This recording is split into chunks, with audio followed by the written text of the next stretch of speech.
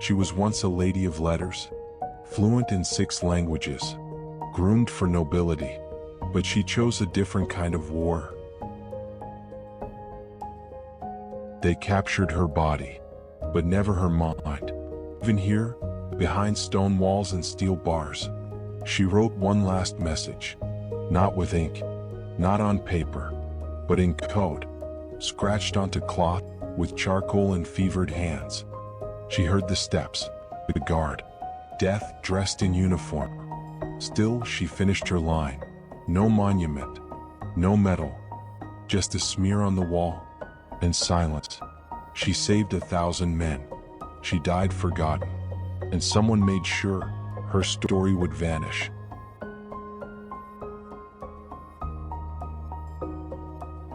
Louise de Bettignies, the Queen of Spies. Before she was a ghost, Louise de Bettignies was a girl of glass and ink. Born into quiet privilege, raised in the language of empires, Latin, English, German, Italian. Her mind was a blade, and no one saw it coming. When the war broke out in 1914, she was living in England. She could have stayed, taught languages, tipti, but instead she crossed into the fire, into France, into occupation.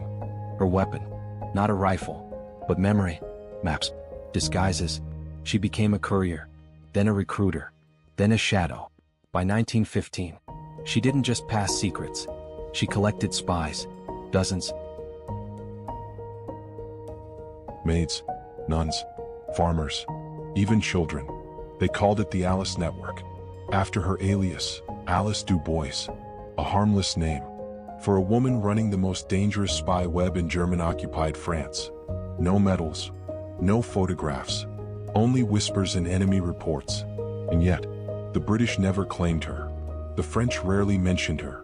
What? Did they bury her to protect what she built? Or because she knew too much? Louise wasn't supposed to exist. And yet, without her, 1,000 British soldiers would have died at Loos. The war turned, and no one ever knew her name.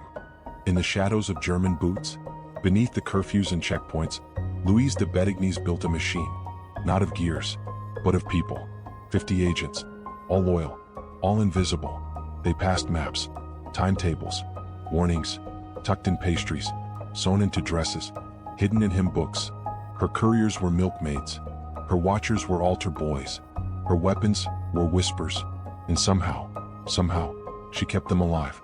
For a while, the Germans knew someone was watching, but they saw only smoke, never the fire. They looked for a man, a colonel, a British officer in disguise. They never imagined a woman in a borrowed coat, with lace gloves and Latin verses on her tongue. In late 1915, she intercepted troop orders, a massive shift, German soldiers moving toward Loos, unannounced, unprovoked. She risked everything to get the message across enemy lines, through cafes, through convents, through a 14-year-old girl on a bicycle. That message reached the British just in time. They moved, they braced, and they lived. Over 1,000 soldiers, men who were marked for slaughter, walked off that battlefield still breathing, and none of them ever knew her name.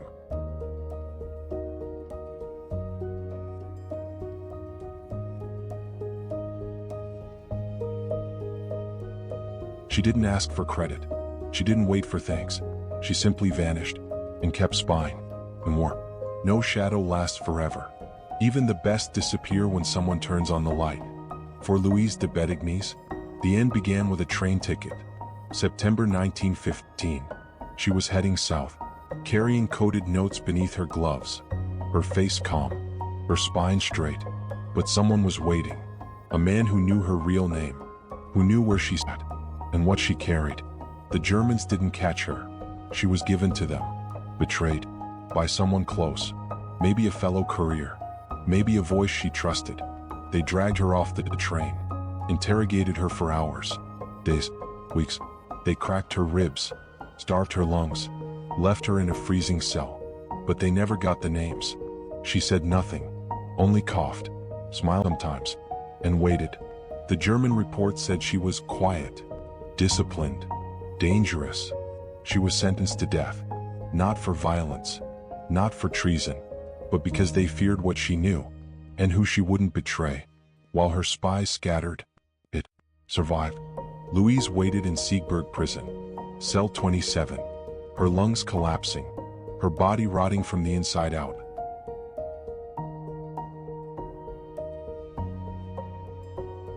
She would never see France again, and the world was already forgetting her. She died in silence. September 27, 1918, prison de Siegburg. Her lungs collapsed, her skin bruised with infection. No priest, no flag, just a nurse who didn't know her name. Her last request?